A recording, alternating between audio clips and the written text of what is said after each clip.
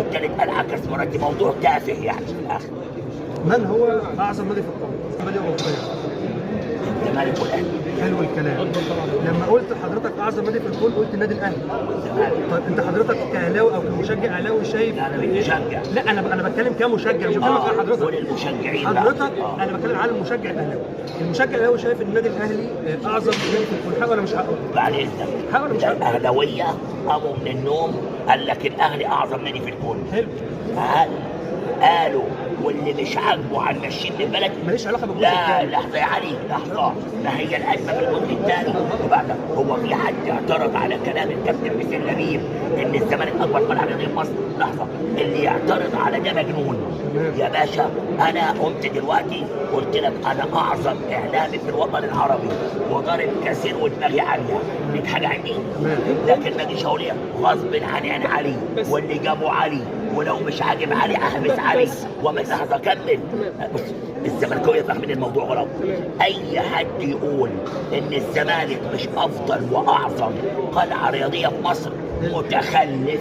تمام. حلو الكلام. ولكن حضرتك ما تقوليش واللي مش عاجبه يمشي من البلد. بس ده حصل يا باشا لحظه يا كابتن لما اعضاء مجلس اداره النادي الاهلي اتكلموا. يا باشا بعد اذنك. اعضاء مجلس النادي لم يحدث تراشق من اعضاء مجلس اداره الاهلي نهائيا. انت تقصد احمد بلال، تقصد نجوم الاهلي دول المسؤولين؟ عضوين من مجلس اداره التريقه على حسين لبيب. لا لا يستطيع احد انه يقلل من الكابتن حسين لبيب. اولا انا انتقدت النائب محمد الجرحي رغم انه ما غلطش، ده الراجل مداعبه. انتقدت الدكتور سراج. اي حد مسؤول يتجاوز ويقلل من اي حد انا ضده في الاهلي او في الزمالك.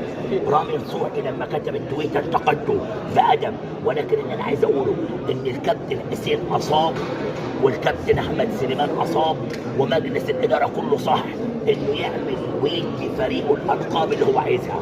لكن لسه ما اتولدش حد يهدد حد ولا اعلامي ولا غيره وعمشي من البلد. زمن التهديد زمن التهديد ولا وانتهى؟ احنا في دوله انا فاهم زمن التهديد ولا وانتهى، لكن الكابتن حسين لبيب انا لما سالت في الموضوع ما كانش يقصد الناس بشكل عام. هو انا هقول لحضرتك عليه ان يعتذر ويقول بعتذر عن الجزء الثاني. عليه ان يوضح. بص ان يوضح.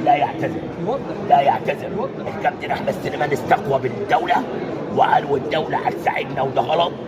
والكابتن حسين لبيب قال اللي مش عاجبه هنمشيه، هنقصيه، هننفيه، حسسني ان هو هيودينا مذبحه القلعه ويقضي علينا. تمام. هذا الكلام مرفوض. تمام. ولكن التقليل من الزمالك برضه مرفوض. تمام.